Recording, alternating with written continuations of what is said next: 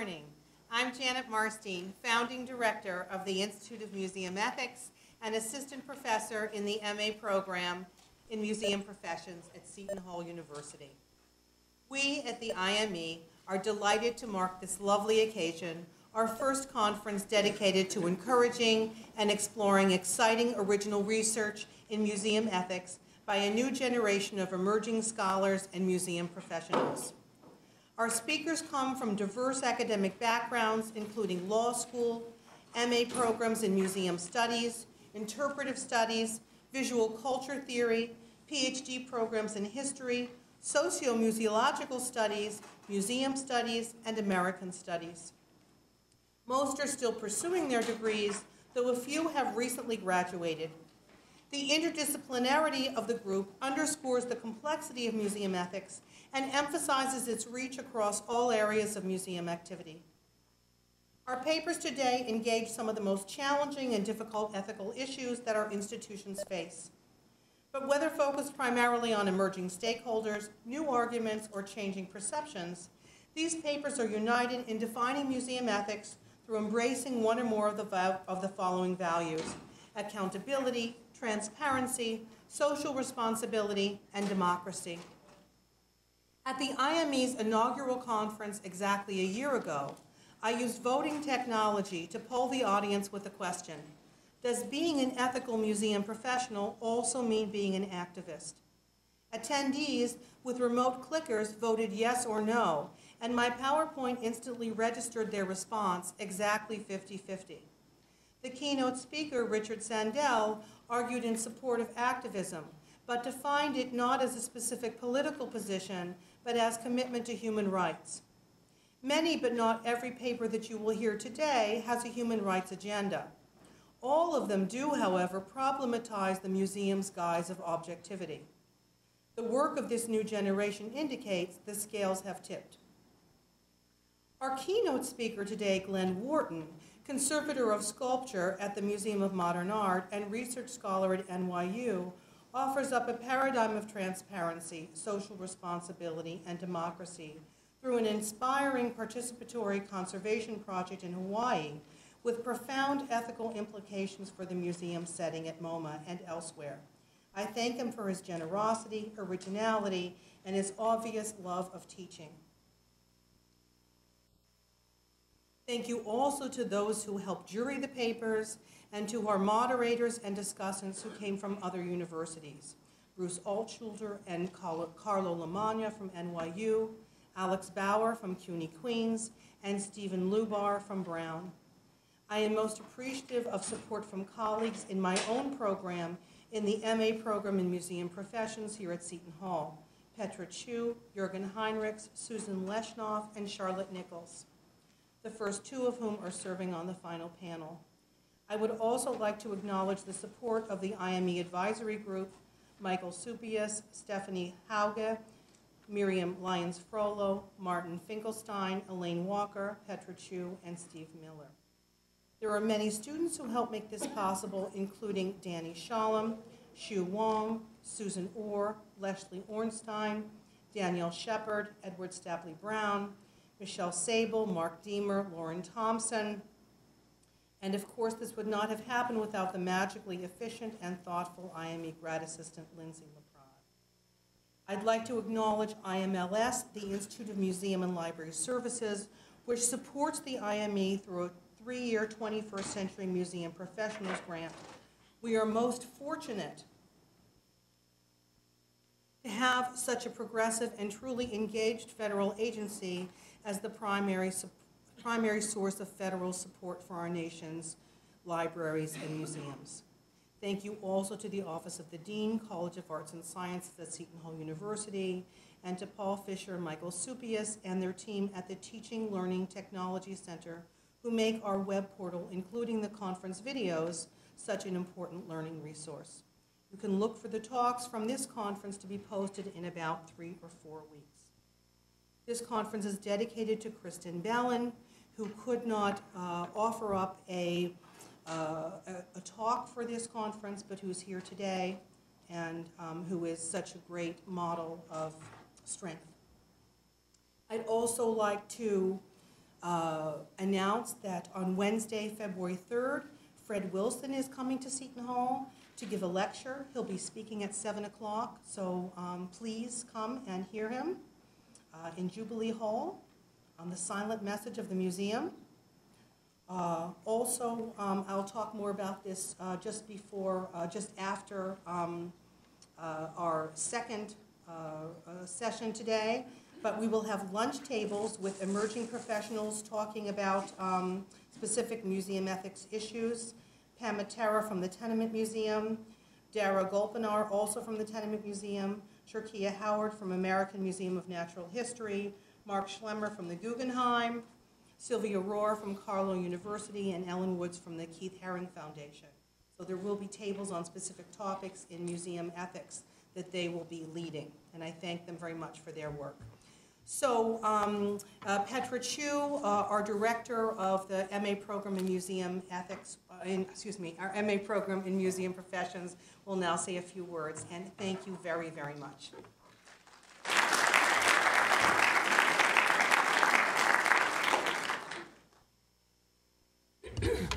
Hello, welcome to Seton Hall on this somewhat dreary day, but of course it's always nice to be inside on a dreary day. It's better than when outside the sun is shining, and so everything worked out for the best.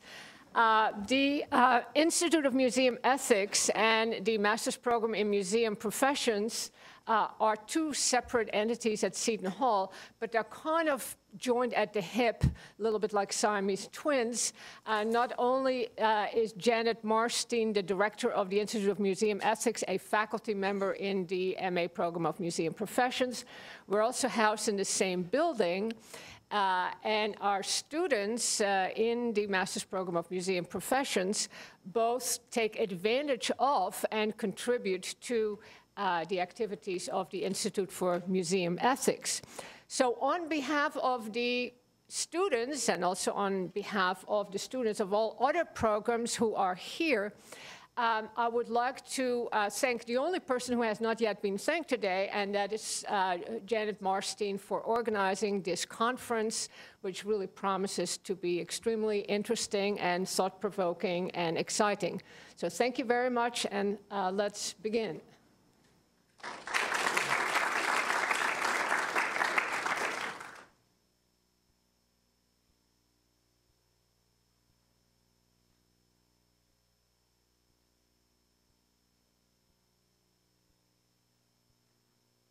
Participants in the first panel would actually like to come down here. Run a little bit more smoothly.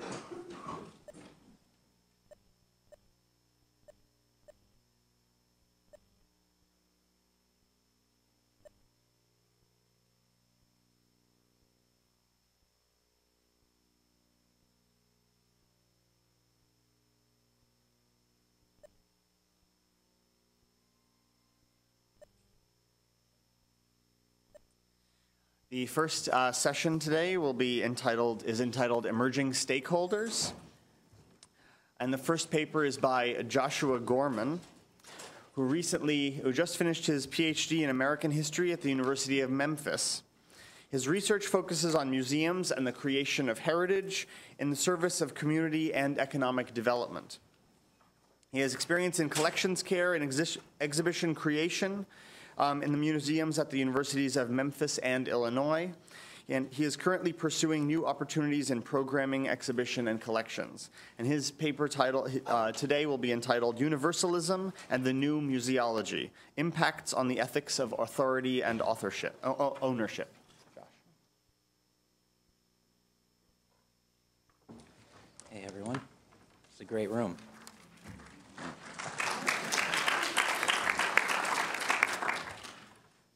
I guess I'd like to begin by recalling a discussion I encountered recently at the Chuck Leeson Museum that has no doubt been repeated many times in many museums. At the March 2006 meeting of the Network for Mississippian Heritage, a meeting of regional tribal representatives at the University of Memphis, a discussion emerged surrounding the availability of Native American material culture, possibly grave goods, for digital and mechanical reproduction by the museum and its university affiliates.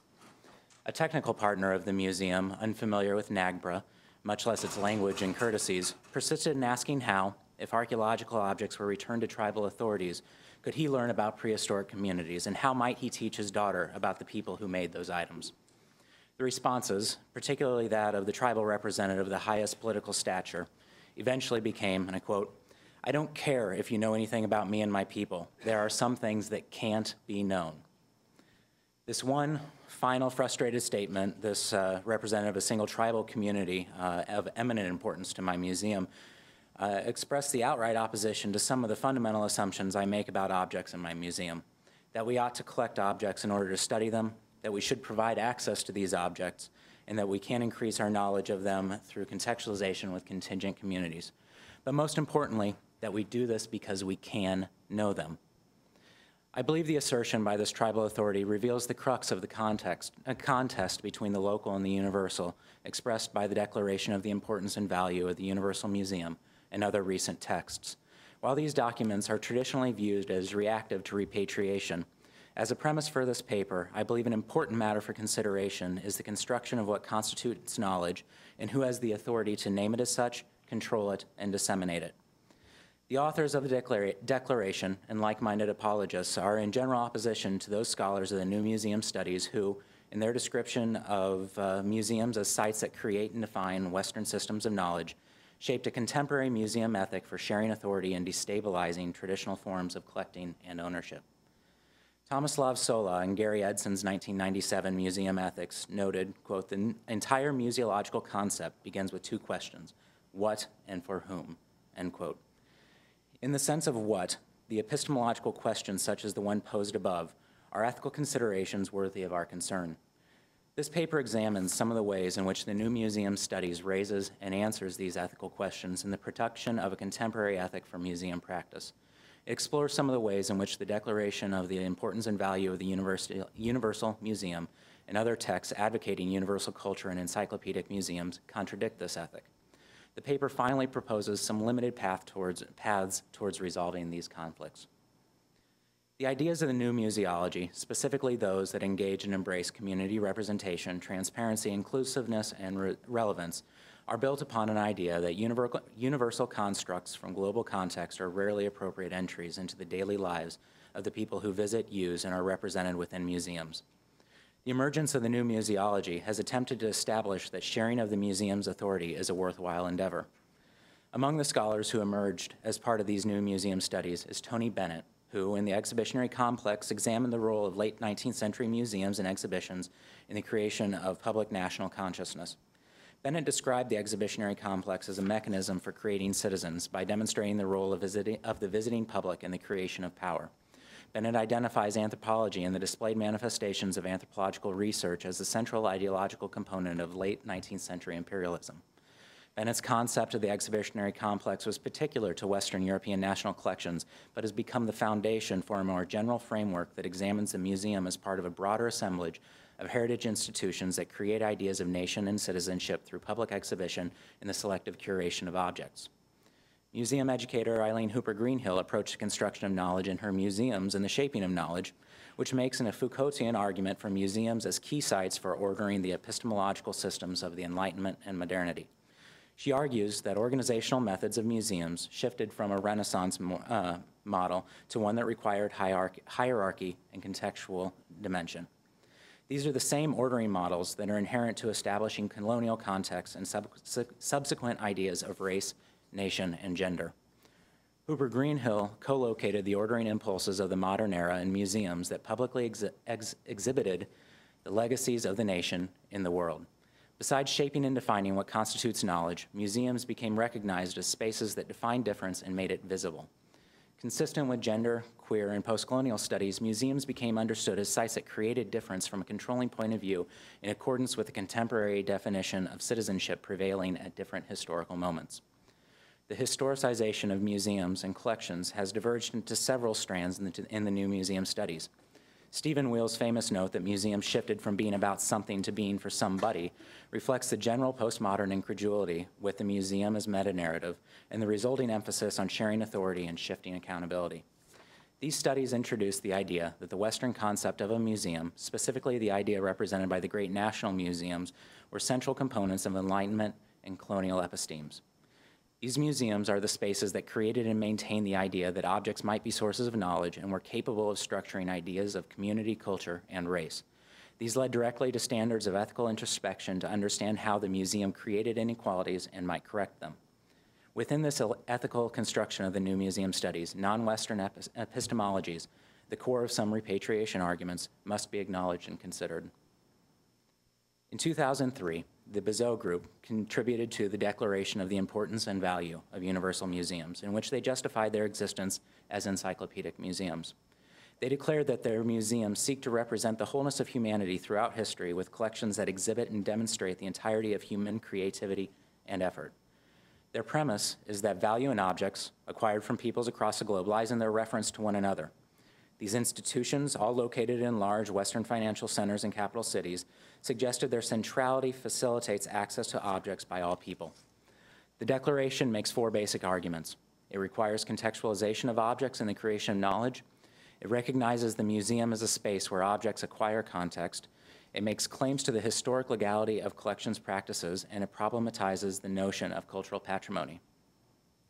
The motivation for this declaration is the increasingly persistent and widespread demands by non-Western communities and governments that the signatory museums return objects representing their cultural patrimony. As the collectors of culture for imperial governments, the Universal Museums often obtain their widespread collections from the non-Western world through colonial coercion and outright theft. Many nations and communities requesting the repatriation of objects do so claiming their inability to materially represent their sovereignty, spirituality, identity, and history without the appropriate objects. Many of those requests also seek to remove objects from the public view. Communities requesting repatriation are often asserting the authority to define what objects are and how they should be considered. The issue of cultural patrimony is far from just being about where objects are displayed. It is also about how they are displayed and the ability of those objects to inform. The defense of the Universal Museum has been famously assumed by Kwame Anthony Appiah in his article, Whose Culture Is It?, published in the New York Review of Books and in his recent monograph. Appiah's interest in cosmopolitanism is his primary motivation for the rejection of a local cultural patrimony. He supports the universalism of human achievement and deplores an applied parochialism. Art and artists, in his estimation, are inherently cosmopolitan things that cannot be contained by constructed nation-states. Art, understood as those objects that might be claimed as cultural patrimony, is an expression of human achievement that offers context to a human condition that joins and separates across human history. This art should be known, and access to it should not be restricted in the name of constructing national identity. In his arguments for universal culture, Appiah privileges knowledge over alternative priorities. He assumes that objects might contribute to a universal understanding that pursuit of such knowledge takes prior claim to different value systems. While objects certainly contribute to knowledge and have a place in the description and demonstration of the diversity of global cultures, can this take priority over those who wish to use culturally created objects locally? By normalizing the Western Enlightenment-based epistemology, Appiah fails to consider that repatriation arguments might arise from fundamental epistemological differences held by non-Western peoples. James Cuno, president and director of the Art Institute of Chicago, has also entered this debate recently, relying upon Appiah for philosophical grounding. Cuno locates the crux of repatriation in the Universal Museum with the invention of the nation. He locates nations correctly in the modern era as invented units of geographical, linguistic, and cultural coherence that ought to be and are being replaced with a global consciousness of universalism and cosmopolitanism. In his telling, encyclopedic museums exist in a rarefied plane above national museums, insofar as they seek to demonstrate the global context of human achievement through the contraposition of discontinuous objects. These museums rise above the baser nationalist goals of national museums that seek only to promote their narrow and sometimes dangerous self-interests. In Cuno's construction, knowledge remains something created in scientific and artistic centers and distributed to the uninformed periphery. This, I believe, reflects the failure of the Declaration of the Importance and Value of the Universal Museum and Appiah's cosmopolitanism to interact with the ethical constructions of the new museum studies. These writings consider interaction with non-Western and indigenous communities exclusively as one of repatriation that will fuel nationalism rather than one of negotiating meaning and defining what constitutes knowledge and truth. Despite this limited censure of the Declaration and of Appiah's cosmopolitanism, I find common cause with them and understand their objections to repatriation and the ways in which they construct museums and knowledge. As a trained historian and museum professional, I am invested in the accumulation of knowledge and the contextual analysis of artistic, cultural, and historic objects and texts. I am also committed to the ethical preservation and exhibition of these objects. That being said, I'm committed to the ethics of the news museum studies that decentralize Western epistemologies and provide the basis for repatriation and the sharing of authority in public heritage spaces. Gary Edson noted in his book that museum ethics is about more than a code of ethics. It is primarily about self-understanding. It is also about responsible stewardship, honesty, and doing the right thing. It is not about formulas or recipes for the ethical issues encountered in the everyday activities of museums. As such, I believe any solutions to this apparent incommensurability and ways to move forward must include transparency and self-study and introspection about the contemporary motivations and the historic situations of claims. These include sensible discussions with respect to repatriation and the scope of claims. No nation or community is requesting the wholesale return of objects. Those that are sought are often limited examples that might be equally represented with other objects in museum centers. We also need open and clear articulations about how culture and heritage are rivalrous or non-rivalrous, how they might be shared, how they are reduced when used. We need to have clear discussions about the relationship between claims to knowledge and claims to sovereignty. We need to acknowledge that presumed power negotiations and repatriation may be more than political, that they may be meaningful epistemological claims. We also need better understandings of collective ownership and legislation or ethical norms for considering and negotiating group ownership of cultural objects and ideas. These suggestions do not ensure that disputes about the ownership of collections and knowledge will be resolved, but could free the way towards resolution by establishing open and honest discussions about the foundations and motivations of arguments of interlocutors on both sides of the debate. Thank you.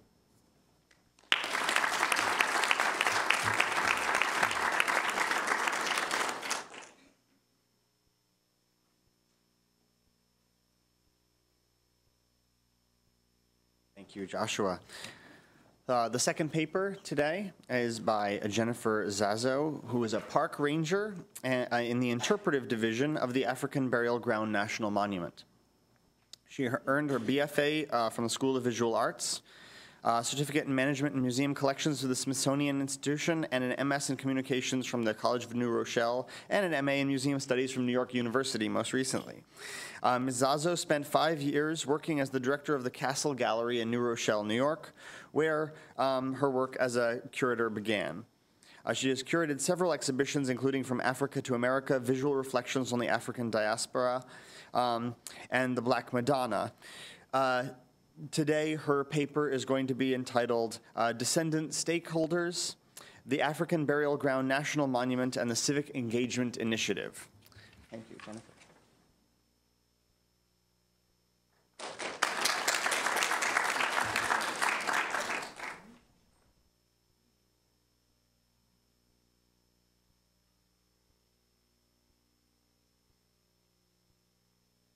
Okay. So good morning. Again, my paper will be dealing with the African Burial Ground and the Civic Engagement Initiative. Over the last 2 decades, public history has become increasingly prevalent in the daily lives of Americans as historians, scholars, curators, and administrators on the local, state, and federal levels identify and redefine its many uses in today's society. Traditionally, museums are known for their collections. While traditionally museums are known for their collections, historic sites and cultural institutions are now taking a more active role in exploring social issues within communities to consciously contribute to their overall development and larger public discourse. Art, culture, and ethnography displays, even natural history exhibitions, are all involved in defining the identities of communities, or in some cases, denying them identity. For African Americans, a distinct culture has developed out of the historical experience of slavery, racism, and segregation in America. As a result of this exclusion, elements of identity formation began to emerge in the explicit manifestations of national agendas, ethics, aesthetics, and repercussions. Despite the evils of oppression and the longstanding tradition of racial discrimination in the United States, historic sites continue to serve as a prominent venue for the public consumption and interaction with the nation's long and complicated history, a heritage that includes African Americans and the continuing legacy of slavery in America. As many scholars and historians attest, a vital body of scholarship has emerged over the last 25 years, followed by a growing representation of slavery in today's popular culture.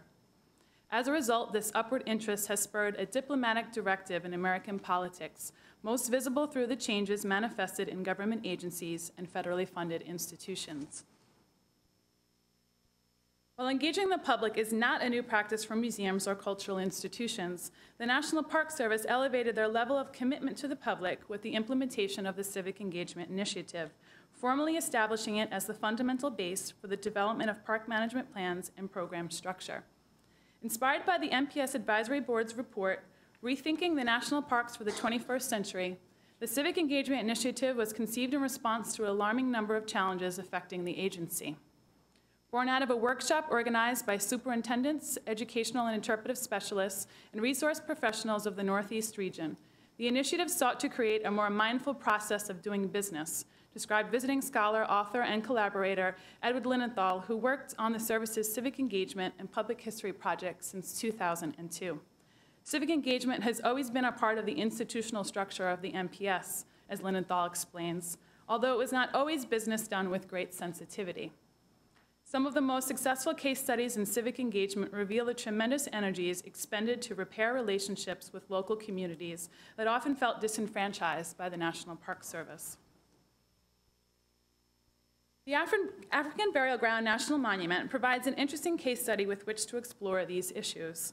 Beginning with its rediscovery in 1991, New York City's African Burial Ground quickly escalated into a matter of national debate as historians, scholars, and members of the African American community battled over every aspect of the site's excavation, preservation, research, management, and commemoration. Of particular interest is the role that social agency has played in the overall process of changing and reinterpreting American history. This paper explores the potential that the Civic Engagement Initiative has to foster and sustain an open and honest dialogue between NPS employees and descendant communities by examining issues of social agency and contemporary public administration. It illustrates the meaningful political force of Black activism and the increasing role of descendant stakeholders, while simultaneously analyzing the impact that the African Burial Ground has had on the enforcement of historic preservation legislation in the United States of America. This case has set a significant precedent for the irreplaceable heritage that historic unmarked cemeteries possess in connection to their descendant, national, and international communities.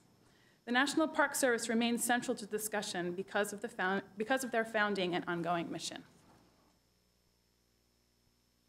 So why is community involvement so critical to the success of the African Burial Ground National Monument? What role does archaeology play in the social identity of African Americans? How has NPS encouraged the community to take part in the development and implementation of the site's general management plan?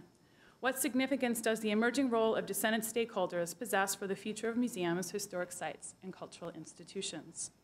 The new knowledge obtained through recent developments in the archaeological record played a major role in fostering critical awareness and community empowerment, which function as a catalyst to initiate modern political change. Community activists involved in the lengthy fight to save the African Burial Ground continually asserted that the difficulties they were experiencing in regards to resolution were undeniably tied to the nation's ongoing struggle with racism. In his essay, Coming to Terms with Slavery in 21st Century America, historian Ira Berlin attests that the memory of the past is largely about the present, and the history of slavery is undeniably connected to the rest of American history, the making of classes as well as the making of races. As a part of the negotiation process between the federal government and descendant stakeholders, the GSA was required by law to sponsor periodic public meetings with the community to receive comments and feedback in regards to the fate of the site. Concerned activists argued that a conscious effort to include African Americans in decision-making was severely lacking in the entire process when community member Herman Howard said had been nothing more than whitewashed. As a result of a continued frustration, a determined coalition emerged. Activists held demonstrations, set up candlelight vigils, obtained petition signatures, and led marches down the tightly secured Federal Plaza. Historically, the connections to the African population interred within the cemetery are unquestionable and offered researchers the unique opportunity to go back into time. In a political and cultural context, the protests regarding the treatment of the African burial ground and its subsequent findings of human remains significantly redefined the role of descendant stakeholders in the archaeological process and reinforced important aspects of existing historic preservation legislation. Over the past 2 decades, there has been a substantial increase in demands from descendant communities for the repatriation of human remains as well as religious and cultural objects. Archaeologist Elizabeth Pye notes, this is not a new problem, but has become a major issue in recent times through the work of international, national, and local pressure groups. Archaeologist Warren Perry claims that the African Burial Ground Project heavily involved the archaeological production of knowledge and the movement of indigenous communities as driving forces of change, whether or not that change was warranted or the inclusion of descendant populations welcomed. However, this new and inclusive history validated the intangible essence of African American spiritual and material culture that has survived for centuries only through oral history, folklore, spirituals, and the innate soul of African ancestors. The significant role of descendant stakeholders lies in the useful model it provides for the reclamation of history of all populations and the preservation, management, and interpretation of any sacred site. It also illuminates the continuation of a civic engagement process that has garnered momentous change on the federal level. Through the unyielding work of the descendant community, the protested site at 290 Broadway was commemorated as a national landmark and became a lighthouse for community empowerment, setting the precedent for similar future cases. While the dialogue between the descendant community and the GSA resolved many of the outstanding conflicts, it did not satisfy all of the public's concerns. By presidential proclamation, former President George W. Bush designated the burial ground a national monument, and the federal memorial was dedicated on October 5, 2007. As a new destination in the park system, the burial ground has been staffed and maintained by the National Park Service since 2006, and NPS is now actively involved in the formulation of the site's general management plan. Rooted in the discipline of civic engagement, this plan will ultimately guide and direct the operations of the site for the next 15 to 20 years. In a recent letter from the site's superintendent, Tara Morrison invited the community to take part in the public scoping sessions planned to identify concerns and expectations and to gather comments related to the ongoing management of the site and its relationship with the public. Morrison wrote, "The African burial ground tells the story of a people, their struggle for freedom, and their immeasurable contributions to a city and a nation. How we will tell the story over the long term is an integral part of providing public knowledge and why we are reaching out to you." The contributions of these public activities, which have taken place over the past 5 months, are now being utilized to outline different possible alternatives for the future of the park. The presentation of preliminary ideas is expected by the end of the year, after which there will be further opportunity for community input. In addition, nearly 20 years after its discovery, the General Services Administration is about to complete their final responsibility to the site, the dedication of the African Burial Ground National Monument's Permanent Interpretive Center, which is slated to open in 2010. But despite these accomplishments, there still remains a failure to the success. In 1990, the United States Congress passed the Native American Graves Protection and Repatriation Act to provide a process for museums and federal agencies to return certain Native American cultural items, human remains, sacred objects, and objects of cultural patrimony to lineal descendants, culturally affiliated Indian tribes, and Native Hawaiian organizations. Although NAGPRA provides a good example of a national approach to dealing with sensitive materials housed in museums, it clearly highlights the injustice that still exists today in regards to the void of legal protection and/or legislation for African and early African American grave sites.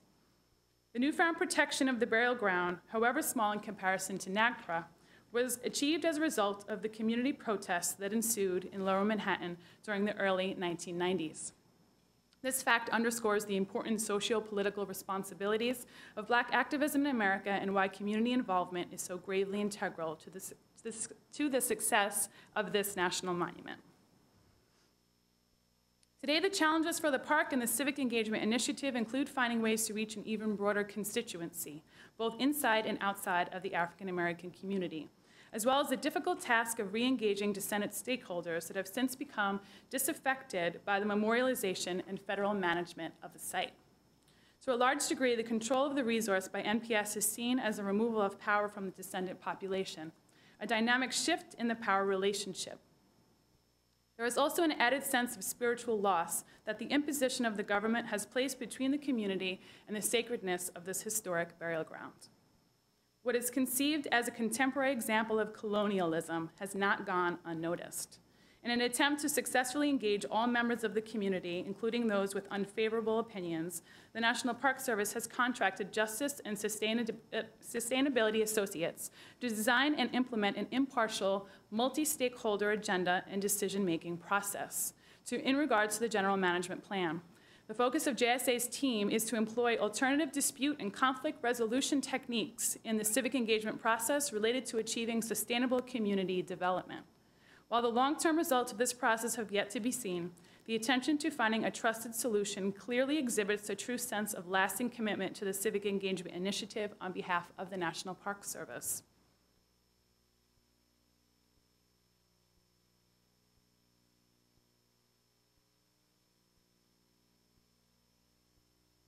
In his essay, Civil Society and Social Identity, Ivan Karp warns that encounters of public culture foster appreciation of the myriad accrued meanings of things, meanings that constitute the fabric that holds a community together. Without such a knitting together of our social fabric, we stand to become a still more fractured, fragmented, and violent society. In the midst of President Barack Obama's presidency and his unifying call for change, the proliferation of a more inclusive national dialogue exemplifies the important issues of relevancy, inclusion, and identity formation at work in America's museums, cultural institutions, and historic sites. Thank you.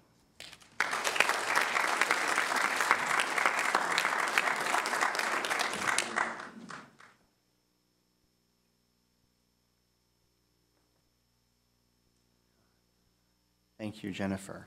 Let's see.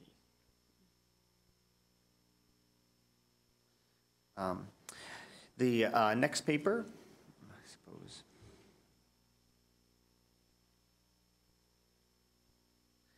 The next paper is by Heather Hope Stevens, who studied art history at Rutgers University and Studio Art Centers International in Florence, Italy. In 2008, she was awarded an MA with distinction from Seton Hall's Museum Professions program, where she studied registration methods.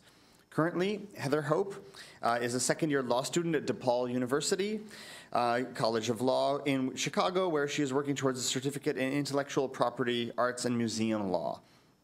Heather Hope is on the board of the Black Law Students Association and the Intellectual Property Law Society, and is on the staff of the DePaul Law Review.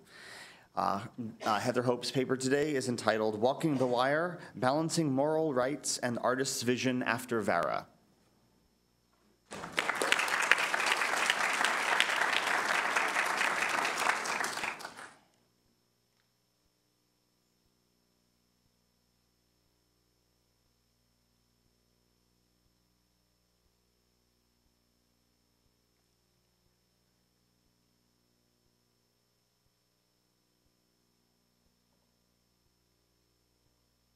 Sorry, I'm not used to this version of PowerPoint.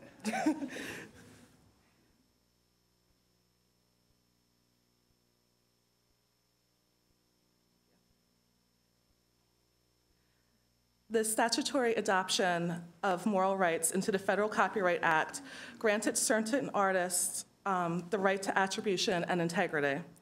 Since then, professional organizations have espoused the position that artists working with museums should contractually waive those rights, giving artists no legal recourse should the museum display the artwork in a manner that distorts or modifies the work in a way that prejudices the artist's reputation. Examining the law through the lens of ephemeral works, this paper argues that the current approach is untenable. When a museum requires waiver of moral rights, the artist must trust the museum to comply with its self-imposed ethical responsibility to present ephemeral artworks in accord with the artist's intent. Instead, museums should work in tandem with the artist to record accurately and precisely their intentions regarding the work and its display, disintegration, or destruction. For this paper, I'm using ephemeral artworks to refer to two different types of works, ephemeral by design and ephemeral due to inherent vice. Alison Purpura, in her article, Framing the Ephemeral, defined ephemeral by design as works whose materials are chosen by the artist or maker for their inherently unstable characteristics, or which are created with the intention of having a finite life. For ephemeral due to inherent vice, Stephanie Hornbeck defines this as works composed of materials that exhibit an instability that can result in permanent alteration of the object. This can be especially harmful in objects created from contemporary materials because conservators often lack the understanding of how new materials will behave over time, often because there's no precedence to exist, for example, with plastics. Installations can also satisfy this definition. Temporary installations in which the artist has chosen to limit the lifespan of an installation represent large-scale examples of ephemeral by design concept. Artists take different approaches towards their work in this scenario. For instance, artist William Borshoff, when talking about his work Writing in Sand, stated anything that might occur to the work while on display is an acceptable consequence of openly exposing a fragile work of art to the public. Other artists may have different feelings regarding the evolution or disintegration of their work. In 1990, Black's Law Dictionary provided the definition of owner as the person who is vested the ownership, dominion, or title of property, proprietor. He who has dominion of a thing, real or personal, corporal or incorporeal, which he has a right to enjoy and do with as he pleases, even despoil or destroy it, as far as the law permits, unless he is prevented by some agreement or covenant which restrains his right. In 1999, Black's Law Dictionary changed the definition of owner to simply state one who has the right to possess, use, and convey something, a proprietor. The Law Dictionary wrote out the right to destroy, and in some areas, the law has done the same. In the United States, there's very limited restraint on the use, abuse, and destruction of personal property in the form of the Visual Artists' Rights Act of 1990, VERA. Congress passed VERA to bring the country into alignment with Article 6 bis of the Berne Convention. VERA grants visual artists two moral rights: attribution and integrity. The right of attribution grants the artist the right to have her name associated with her work and to not have others' names associated with the work of her creation. The right of integrity prevents any intentional distortion, mutilation, or other modification of that work which would be prejudicial to the artist's honor or reputation. In very limited cases, the Act also prevents the destruction of works of recognized stature. VERA provides very circumscribed federal statutory protection for the moral rights of visual artists, prohibiting unauthorized intentional modification of their works that will prejudice their honor and reputation. The protections of VERA are granted to a small and very well-defined number of works, and the Act provides a very narrow definition of what a work of visual art is. And while none of these works actually would qualify under VERA because they're too old, they do give an example of the type of works that are covered. It's a painting, a drawing, a print, or sculpture existing in a single copy in a limited edition of 200 copies or fewer that are signed by the artist and consecutively numbered. Or for a sculpture, if it's a multiple cast, or it has to be under 200 consecutively numbered sculptures. For a still photograph, it has to be made for exhibition purposes only in a single copy signed by the author or a limited edition of 200 copies or fewer. Additionally, the work may not be a poster, map, globe, chart, technical drawing, diagram, model, applied art, motion picture, or other audiovisual works, book, magazine, newspaper, periodical, database, electronic information service, electronic publication, or similar publication, which is why I say it's very limited in what is covered. It also cannot be a work made for hire, and it has to be a work that falls under the copyright protections of the Copyright Act. If it's any of those things, no VERA protection. VERA has not gained widespread acceptance in the legal community. One professor has argued, quote, empowering others to destroy their property can promote important expressive interests, spur creative activity, and enhance social welfare. In the same vein, Professor Adler contends, quote, the right of integrity threatens art because it fails to recognize the profound artistic importance of modifying, even destroying, works of art and of freeing art from the control of artists. For museums, however, these academic arguments hold little weight. The law grants moral rights to artists, and that is the guiding light that museums must follow. Ephemeral artworks muddy the waters, making it difficult to ensure legal compliance. One of the issues that arise in connection with these works is proper conservation. Stephanie Hornbeck states, ephemeral materials pose challenges on conceptual and practical levels to the conservators faced with their display, treatment, and preservation. Indeed, the concept of ephemeral by design stands in direct opposition to the major tenet of conservation, the preservation of cultural property for future generations. Professionals have taken the approach that conservators must be involved in collecting information from living artists in conjunction with the curators in order to understand the materials and techniques of manufacture of the artists used in order to help the conservator understand deterioration as well as to establish treatment protocol and exhibition conditions. Concerning treatment and display, ephemeral art requires the conservator or other appropriate individual to make a record of the artist's intent for the work. When an artist makes the conscious decision to incorporate deterioration into a work of art, VERA provides that preservation supersedes the intent of the artist. VERA contains a conservation exception stating the modification of a work of visual art, which is the result of conservation of the work, is not destruction, distortion, mutilation, or other modification, unless the modification is caused by gross negligence. With very few exceptions, there are no laws that directly and exclusively relate to museums. Indeed, a variety of laws are drawn from across the legal spectrum that affect compliance with the museum, for the museum. As Stephen Weil points out, areas of law ranging from employment to import and export laws to tax law bind museums. For instance, even though there are no laws that specifically state museums may not import X, we're all aware that there are laws that dictate what may and may not be imported into the country.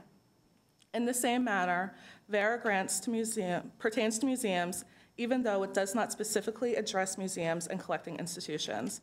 The Act instead addresses the rights of artists and what may or may not be done with their works. As institutions that collect, preserve, and display artworks, VERA compliance is mandatory for museums.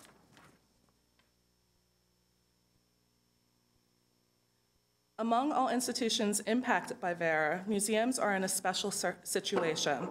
This is because museums as a whole have chosen to live by special code of ethics, either written by the institution itself or those promulgated by organizations such as the American Association of Museums, the Association of Art Museum Directors, or the International Council of Museums. Museums are in a situation where we have placed ourselves at a higher ethical ground than the average individual or institution. Museums in the United States are grounded in the tradition of public service. They are organized as public trusts, holding their collections and information as a benefit for those they were established to serve. As public trusts, museums should maintain a higher level of ethical conduct and transparency than a for-profit corporation or an individual private collector. It is for this reason that organizations such as AAM and ICOM promulgate their codes of ethics. Quoting from AAM, the distinctive character of museum ethics derives from the ownership, care, and use of objects, specimens, and living collections representing the world's natural and cultural commonwealth. This stewardship of collections entails the highest public trust and carries with it the presumption of rightful ownership, permanence, care, documentation, accessibility, and responsible disposal.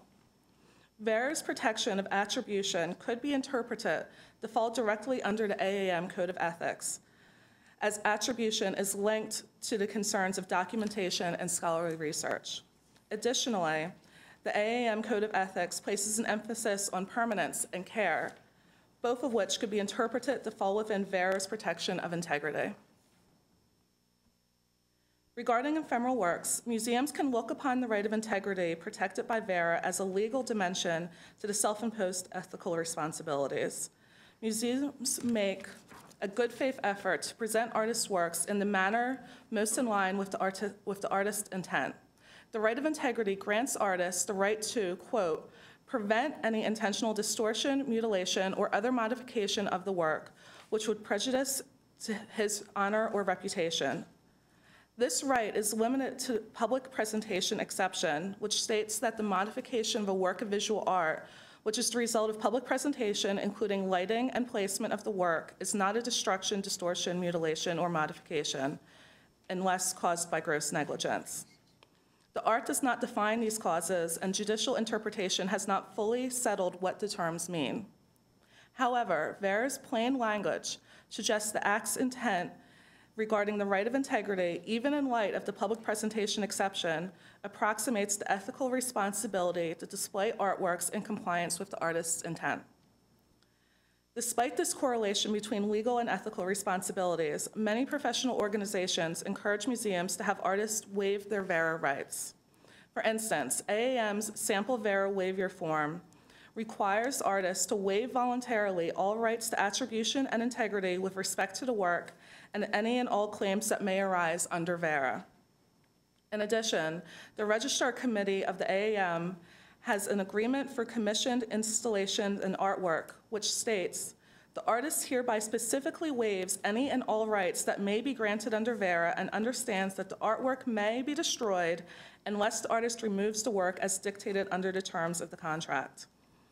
This requires artists to give up their legal rights and depend on the museum's self-imposed ethical responsibilities. This is an untenable position that serves little purpose for an institution who, in good faith, intends to present the work in accordance with the artist's intent, thereby fulfilling the legal requirements of the right of integrity. Instead of requiring artists to waive their moral rights under VERA, museums should permit artists to retain these very limited rights and instead focus on working in tandem with artists to ensure they present the artworks as intended by the artist. By recognizing that moral rights provide a legal backdrop to a pre-existing ethical duty, museums can use the law as a baseline on which to develop their ethical responsibility to the artist and to their public, who will likely expect to view the art as the artist intended, not as later reconfigured by museum staff. Instead of viewing VERA as a hurdle to overcome, museums can embrace the Act as a means of reaching an already existing end to serve society by advancing the understanding and appreciation of the cultural commonwealth. Museums should begin to look to VERA as a baseline upon which to build ethical considerations regarding the display of these ephemeral artworks. VERA encourages open dialogue with artists so the artist's intent is preserved. Instead of seeking waiver of artists' moral rights, museums should consider how to make legal compliance with federal law another aspect of their self-imposed codes of ethics, with protection of the right of integrity just another aspect of museum work as a whole. Thank you very much.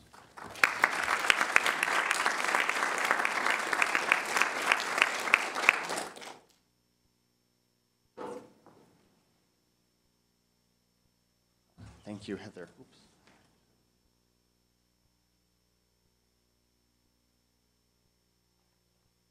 There's a slight title change.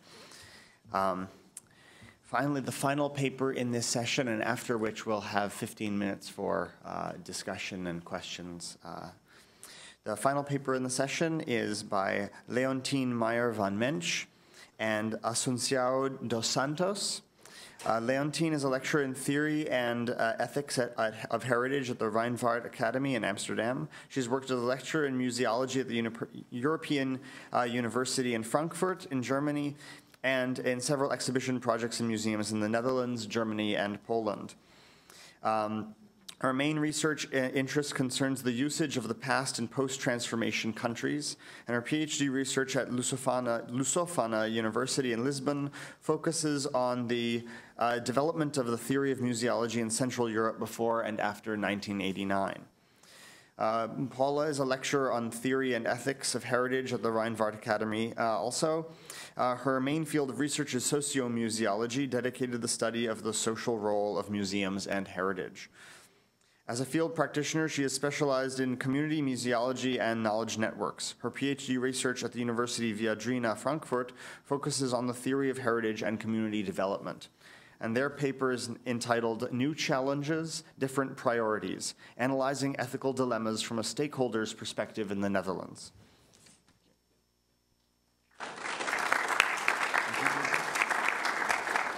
Yeah. Where are we? Here. Yes, there we go. Thank you so much. Sure. We'll be like like a Siamese twins. I'm sorry for that, but for us it's also a new perspective preparing or presenting a paper by the two of us. And excuse me for my Dutch accent. I would like to start, or actually this presentation aims to explore new directions in analyzing ethical problems that are under construction at the Rijnwaard Academy in Amsterdam. And we would like to start with our basic constraints model, because we think that museums aren't contextless, but are very much contextualized with internal and influenced by internal and external parameters, historical ones, institutional ones, professional ones, and social ones. In the history of the museum profession, two periods show such important change in a perspective that they have been characterized as museum revolutions. The first period comprises roughly, speaking the last 2 decades of the 19th century and the first 2 decades of the 20th century. The second museum revolution took place in the early 1970s. The first period can best be described as a period in which some global consensus was achieved concerning the definition on the museum work as a profession. The founding of professional organizations, the publication of handbooks, and the establishment of professional training programs was conducted. École du Louvre in 1882 was, of course, the first one. But also the first code of ethics were the result of that professionalization process. The German Museum Association Code of 1918 and the 1925 Code of Ethics for Museums Workers, the AAM Code, can be seen as expression of a tendency to look more inward to techniques and professional behavior than outward to service and society, as being shown here. The 1970s witnessed a growing awareness of the social role of museums in many parts of the world. The UNESCO recommendation on participation by the people at large in cultural life and their contribution to it, Nairobi 1976, was very important. So here you see this old paradigm, that is professionalization, very strongly thought about the heritage, the objects in museums, and then this new paradigm from the 1970 onwards. You already talked about new museology, very much thinking about society and their role, and museums and their role towards society. This awareness of this new paradigm has led to significant developments in the following decades, from the more politically engaged community development initiatives in Latin countries to the constitution of critical museology and reflexive museology in many European and North American countries. Despite of these changes, we find in general the idea of serving society and its development, stating in ICOM's definition of museums since 1974 as the raison d'être of museums, remained quite general in its application until the last decade. Yes, the last decades.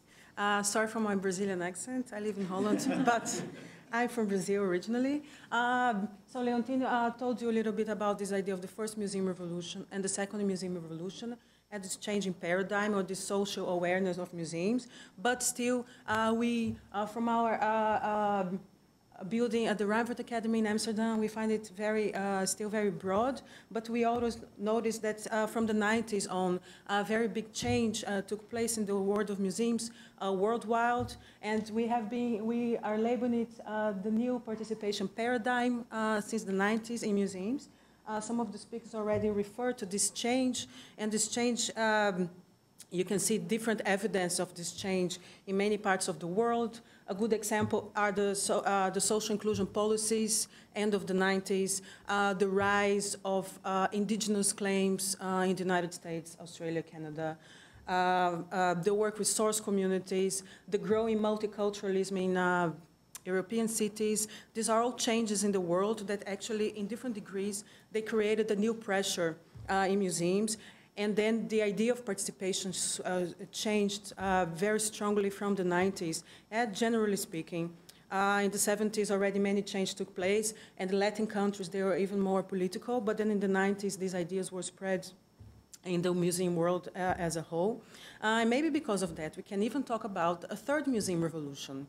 Being the first one, the professionalization of museums, the second museum revolution, a growing social awareness, and now perhaps the third museum revolution here called the rise of the stakeholders. So the main idea is that there's a different relationship now between museums and society, not only the awareness and not society only being this abstract idea, but actually in society, groups of people, parties, actually that you can identify and quantify. And then that's when we start using this word of stakeholders that's being used here not as a word, but as a concept, maybe still in development. And when we talk about stakeholders, we are talking about the possibility of actually identifying groups in society and not only have this idea of society as this abstract entity, but also a different relationship between museums and these groups. So it's a relationship that is more a two-way road. It has to do with negotiation. It has to do with growing influence of stakeholders in museums and the challenges related to sharing ownership of museum processes.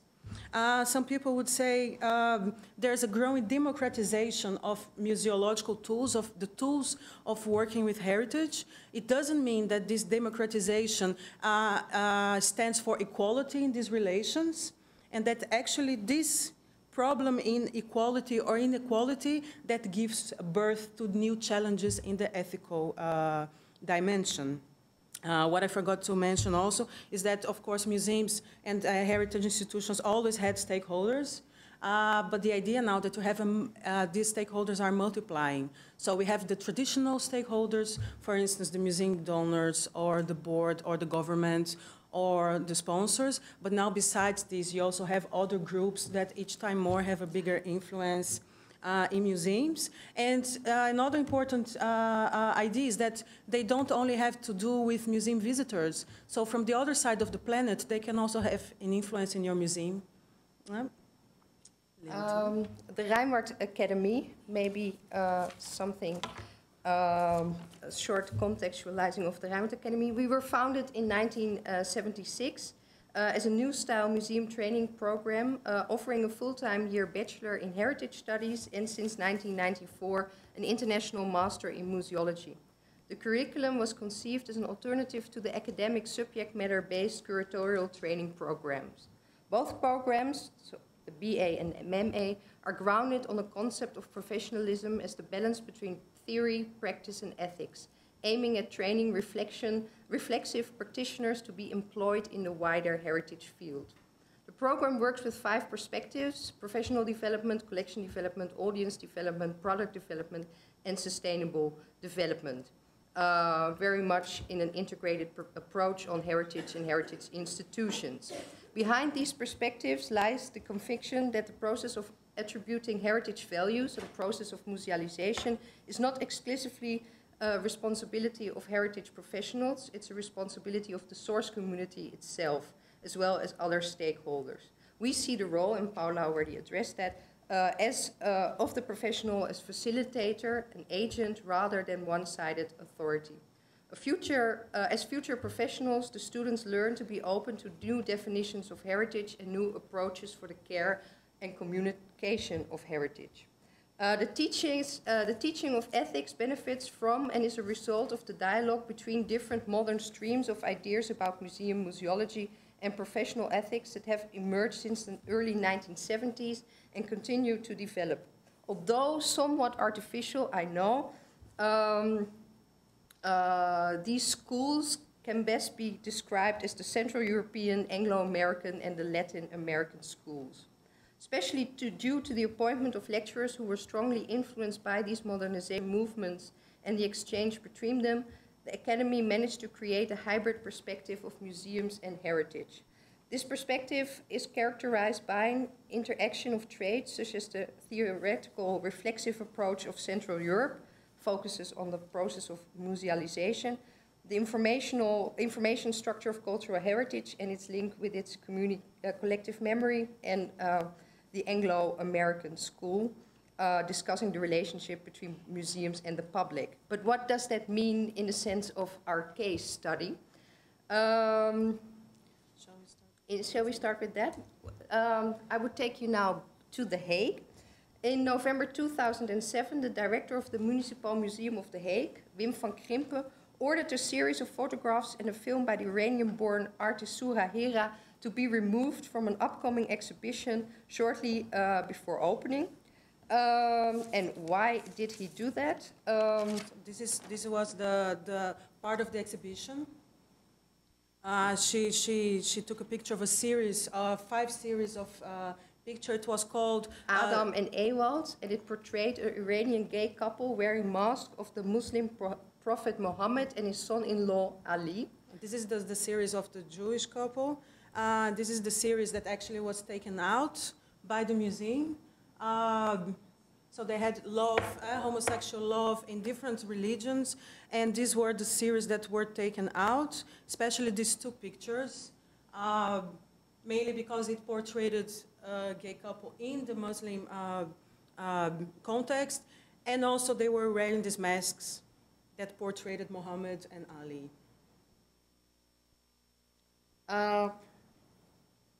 And what do we do with this case study at the Rijnwaard Academy? Yes. Bauer. So this case was a very high-profile case in Holland.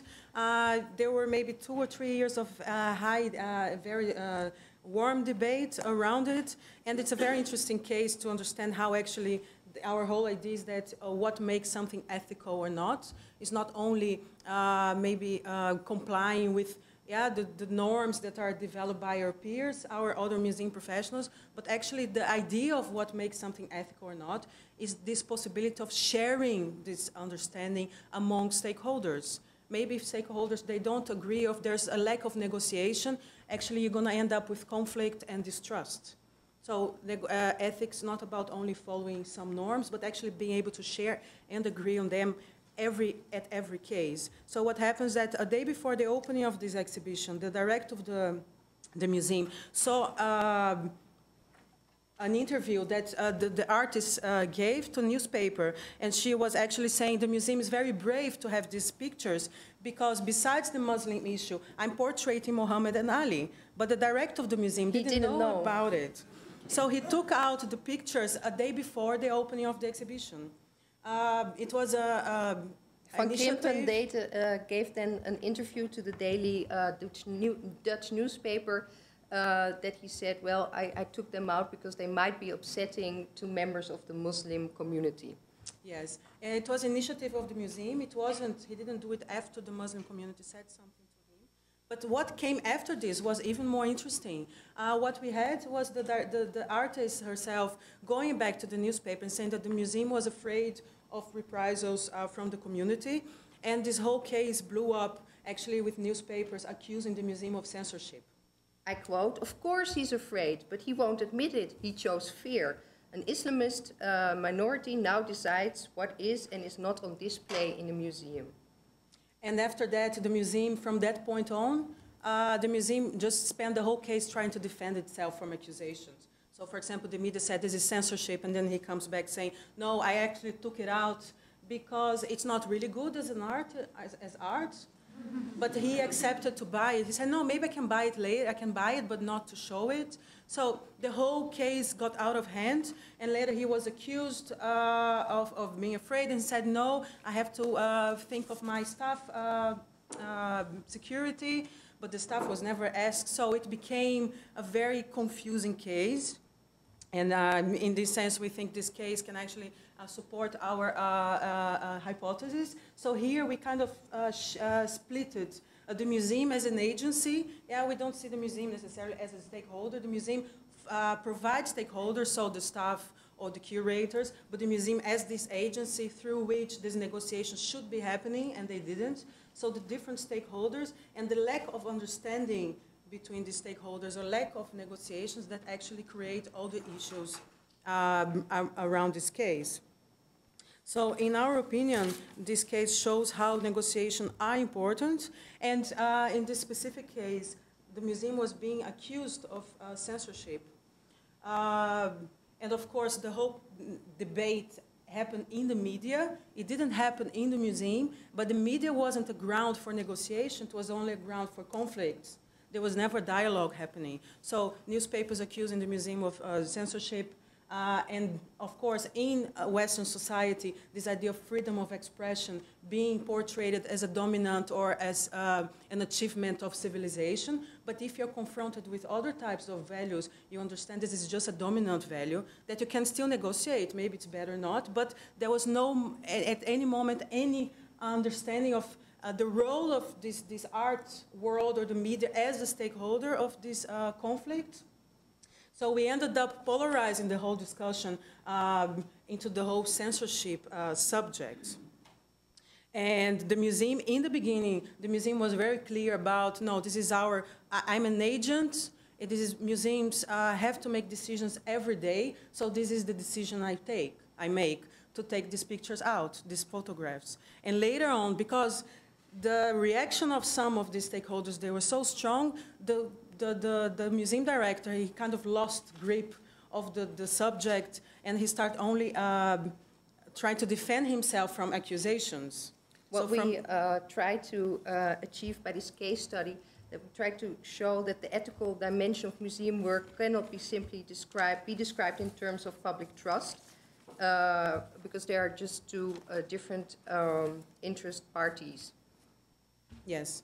So just to finish, we show in this case, but later we have the paper you can read better, there's an equality between stakeholders and actually a lack of, let's say, understanding of the museum agency as being this possible ground for negotiating ethical dilemmas. Do you want to add anything, Leontine? The photos were published and displayed in the Museum of Gouda a year later, but in very small sizes, so actually you couldn't see anything. But that director of the museum, Ranti Chan, he was harassed by communities, different stakeholders, so that was an interesting process. But at the end, Van Krimpen, in a way, got what he wanted. It was shown, but it was sort of decontextualized and depoliticized. Thank you.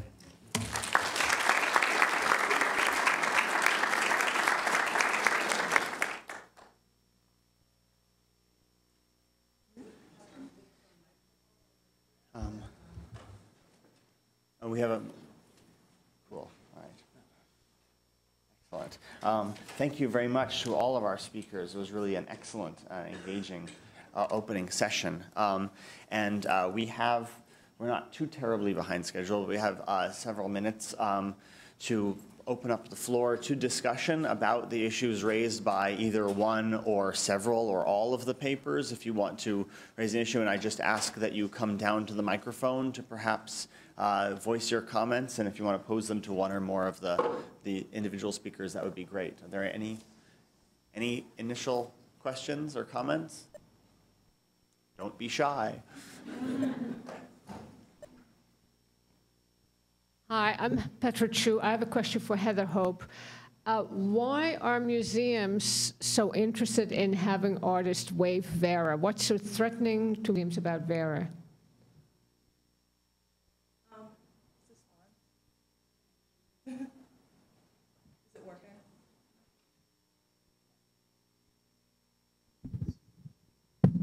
Oh, that one's working. I'm not sure that museums fully appreciate that Vera can be used, as I was arguing in my paper, to further their ethical responsibilities.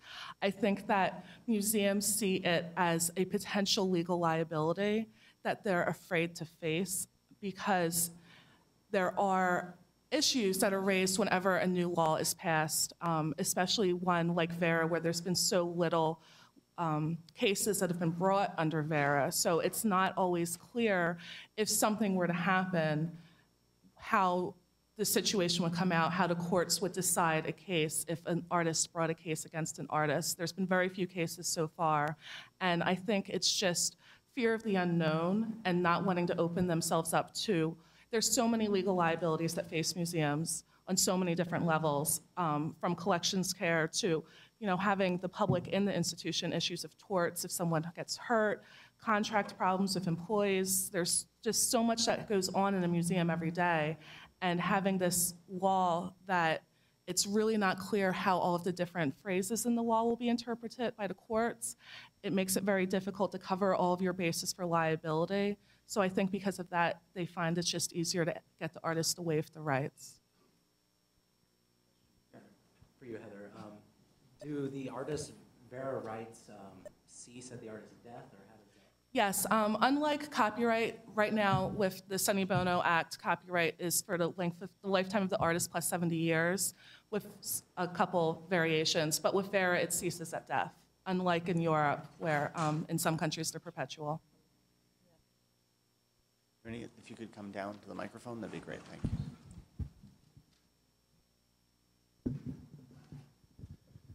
First of all, let me thank each of the presenters for your concern with the stakeholders. There were two observations I wanted to make, one in regard to the African burial ground and the other in regard to the Amsterdam case study.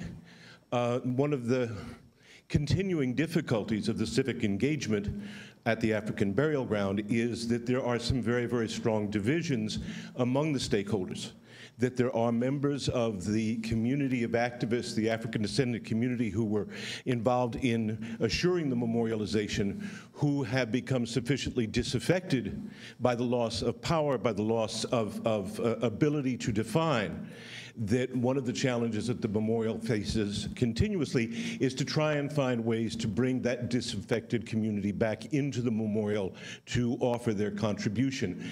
And one of the things that has interested me is those individuals who have had difficulty with that, myself included, who have decided that the importance of the educational opportunity presented by the memorial far outweighs the loss of ability to define. In regard to the Amsterdam case study, I would suggest perhaps another area of investigation for you, because we very recently had a celebration here in New York of Henry Hudson's arrival. And none of the public displays made any mention whatever of the Dutch's introduction to New York of the institution of slavery. And the only recognition of it was, to give what credit is due, was a very small, almost hidden corner of the exhibit in the Museum of the City of New York, which did devote itself to that issue. But if one were to look at the overall public programs of the celebration, there was a total and complete absence. And I think that underscores the issue that you're dealing with, and I'm very pleased to see that there are those in Amsterdam who are concerned with it. Thank you. Oh, and could you also just speak your name for the sake of the recording? That'd be great. Yes, T. Ross Sewell Murray. I'm a docent at the African Burial Ground National Monument. Thank you. Does anybody feel like following up with that, or? Well, maybe concerning the remembrance of slavery or the Dutch slave history, because it's one of my points of interest. It's indeed somewhat lacking on the collective memory in the Netherlands. But since 2003, there is an institute, the NINSE, the Dutch Institute for Slave History and Recognition, and a Dutch monument on the history of the Dutch slave context. Somewhat late, so there are still huge gaps. The Netherlands, when it comes to collective memory and remembrance culture, is still very much coping with the Second World War. And that's still a very dominant paradigm. And the slave history, unfortunately, not. So you're right. I guess I'll in the absence of an obvious hand, I will take my prerogative and actually ask a question. Actually, to many of you, but I would say that the last paper actually raised it specifically, or sort of came up with a very interesting point. You made at the very end, you sort of made this comment about, you know, we can talk about it, sort of unpacking this concept of stakeholder and what it is, because every time we try to come up with categories, they're always essentialized in certain ways. So I understand, and it was very interesting when you said that museum had many stakeholders involved, the boards, the donors, the, you know, so it's wrong to think perhaps of any of these categories, as you just pointed out in your comments, that they are uniform. I mean, that we're essentializing them for just strategic or just even for discursive purposes. But that said, it was very interesting that you in your last comments specifically said that you didn't see the museum as stakeholders, but rather as agents on which other stakeholders then sort of intersect the sort of Cliffordian contact zones idea. But I was wondering a little bit, because I wonder if that somehow gets us off the hook for thinking about museums. When we stop thinking about or don't consider museums as stakeholders, do we then avoid talking about museum agendas or wants?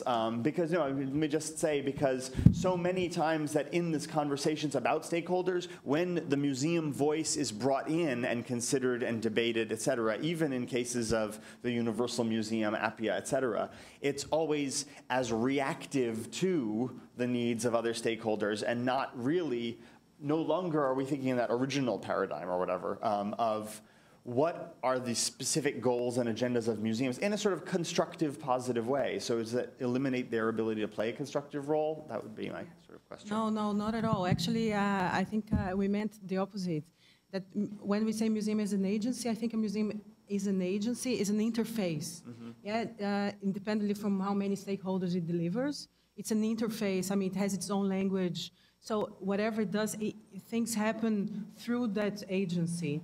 And besides, the museum, I think, is not only one stakeholder. It delivers different stakeholders. It's also a mistake to think that the museum has its agenda and everybody inside that museum follows the same agenda. You have staff, you have different people working in the museum, you have the interests of directors or curators. So I would say a museum delivers different stakeholders that could be more or less important in each case, and is an interface through which that relationship or lack of negotiation or good negotiation happens. And we train the future museum professionals in the Netherlands as being these facilitators, as being these reflexive professionals that mediate, as being a stakeholder themselves in this museum with, of course, different stakeholders, and then the other stakeholders that are dealing and negotiating with the museum. So in a sense, this paradigm is the new sort of professional mode museum professionals are being trained in. So come and visit us. Yeah, excellent. No, it's very interesting. Any other, do you have responses or thoughts about that? I just wanted to say that I'm in agreement with what you have to say. I think it's important, though, that through the communication and interaction with these many stakeholders, that it's important for the institution itself not to lose sight of what its original founding mission was, and what that interaction will be with the various different partnerships or stakeholders that are involved in the overall picture. I mean, that's sort of, in fact, one of the things I was thinking about, or was keeping in mind, is that is there a sort of, in this reactive mode that many museums sort of find themselves in these discussions about stakeholders, do they not effectively communicate their own mission, perhaps, or, on the other hand, treat as assumption, as sort of an underlying given that, oh, well, the museum's goals or their role as stakeholder is sort of somehow implicit or natural or in some way, and therefore never really effectively, in fact, engage. That's. You see, I think that a lot of good new museums that are doing just the opposite. They're expressly talking about their engagement and identifying with certain stakeholders. I mean, looking at the National Museum of the American Indian, how they divide their stakeholders specifically into audiences and constituencies, and they specifically align themselves with constituents in order to, force, in many ways, an intellectual conflict with audiences. I mean, they're choosing sides, and they're being very clear about which sides they're choosing and how they are working with those two sides, and many sides. I mean, obviously, their constituency is made up of thousands of tribal nations. Well, that's the Sandel activism, right? Just to add, I think it's more than just, I mean, it's very important to understand museums as stakeholders or delivering different stakeholders. But besides that, a museum is more than that. And not acknowledging that is very dangerous as well. So it's not only stakeholder, museum is an agency. So it is just not, it's not only a building where things happen inside, it has a symbolic value in society. It has its own language, it has its own tools. So actually it's the same idea of a professional. A professional, you're militant, but also you have to be able to get out of that or be above that, or you have to, or maybe to tell people who are you at that moment, you have at least a double personality, and the museum has. So going one side or the other one, I think is dangerous. You have to kind of. Maybe that's why we presented the paper with the two of us. Two of you, right? Exactly. It became something. Yeah. Excellent. Well, are there any other comments or questions? If not, we'll break. Oh, all right, great. Well, thank you very much, all of you.